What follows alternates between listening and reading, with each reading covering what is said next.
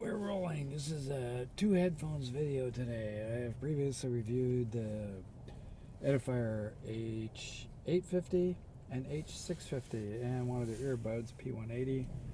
This particular one is the H840. And the H840, very similar to the H850.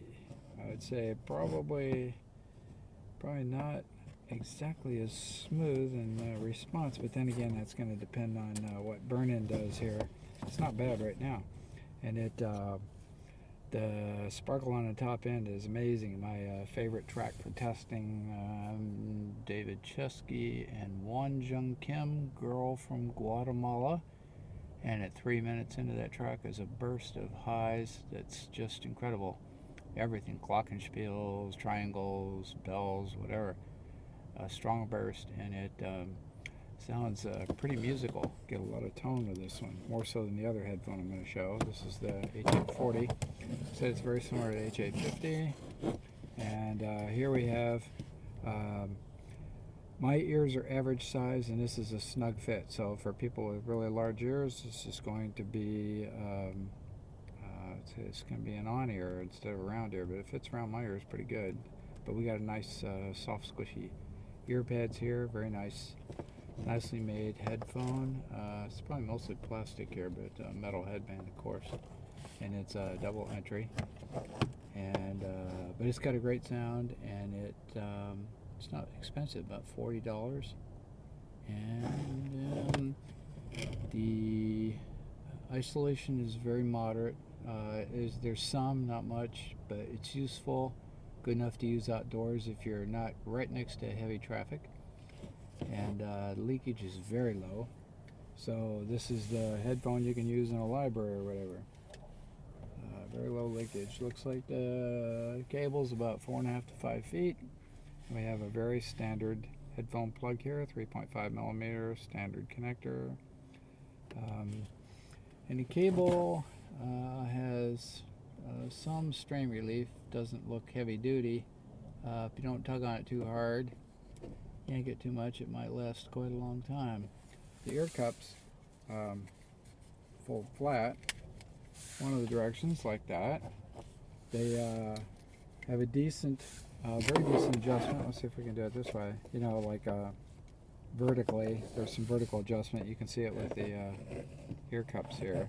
So it'll go, you know, back this way and forward. So it's makes a very good ear fit to almost any ear. And the range of adjustment on the headband is not much more than an inch. Maybe total adjustment is, looks like about, well, not much more than an inch. And I'm fitting probably, let's take a look here real quick. Alright, I'm fitting halfway between there, so I'd say a pretty good range of adjustment for head size, but ear size is going to be a factor of, you know, there's very little padding on the headband, but it is padded, and leatherette type of material. This is a really nice looking headphone. This looks every bit as good as the 850, and I think it sounds, I don't have the 850 with me now, but I'm betting it sounds just about as good. I don't even know why they would make a 840 and an 850, but so far I'm really liking the 840 a lot. So this will follow with a written review at some point, but for now, that I think is a really, really good buy at that price. And this is a little cheaper, this 750. I got the H840 there in dark blue, and then I got the 750 in white.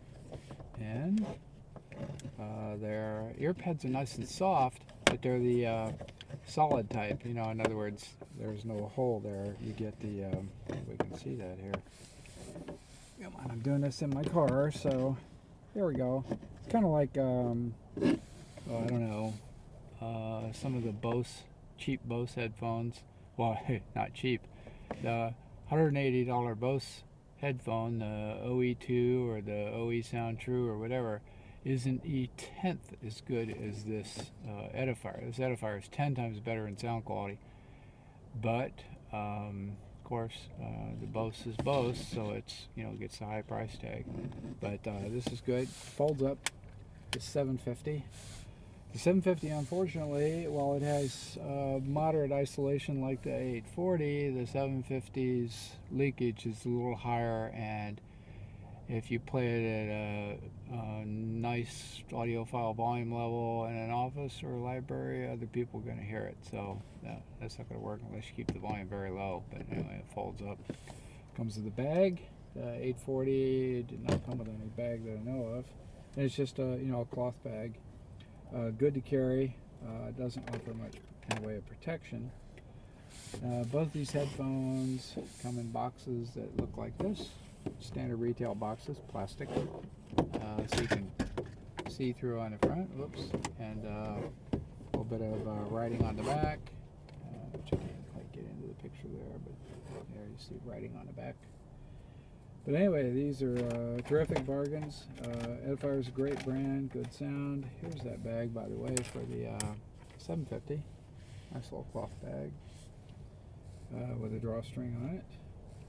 And what I wanted to show you, if I can find it here, is the actual response that I computed for each one of these. And this is the early stage response, which is before any lengthy burn-in. It's only got a couple hours on it. So this particular one that I've started with is the wow, that doesn't show up very well there at all. Let's try this way.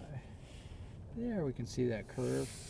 And so what we have there is not much of a change, around 1.5 kilohertz at all. But in the upper treble, between 4 to 9 kilohertz, we've got some little bit of unevenness in there, but not much. I mean, that's see, that's a 750, and that's going from about let's see, about 3.5 to 6, 7, 8.5. So we've got about plus or minus 6 at this point with the 750, but after burn in, typically those drop once they get used to the sound and once it's burned in. And I compare it to a lot of other headphones, and I'm going to guess it's going to come out around 4 to 4.5 plus or minus, which is actually pretty good. It's good for a $200 headphone, never mind a $35 headphone. Now the other one, the 840, which is right here. Okay. Here's the 840. This is going to be pretty amazing. Now I do have a little glitch up top here. There's a strong bass down here, so I actually reduced the bass around 65 hertz, which is in the mid bass. So if you need a headphone with a really strong bass, this is a good one.